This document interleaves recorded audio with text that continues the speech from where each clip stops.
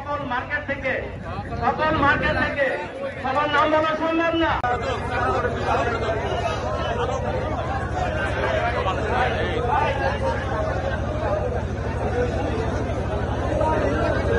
বন্ধ হয়ে গেছে, তার জন্য আয়োজককারীরা আল্লাহ তাআলার জন্য গাজীপুরের মানুষের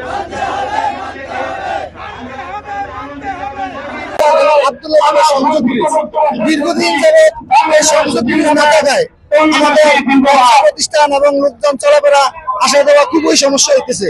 এবং উপরে যে বৃষ্টি করছে এটা দিয়ে শুধু উপরে দিয়ে চলাচল করা যায়, বাস চলে, মালামাল সহ বিভিন্ন জিনিস ব্রিজের উপরে দিয়ে উঠতে পারে না, যার জন্য ব্যবসায়ীরা অনেক ক্ষতিগ্রস্ত অবস্থায় আছে।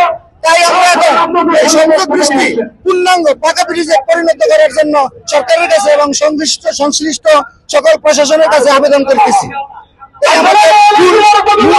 আপনার আবেদন এই সমস্যা সমাধান না হওয়া পর্যন্ত আমরা মাঠ থেকে লড়বো না।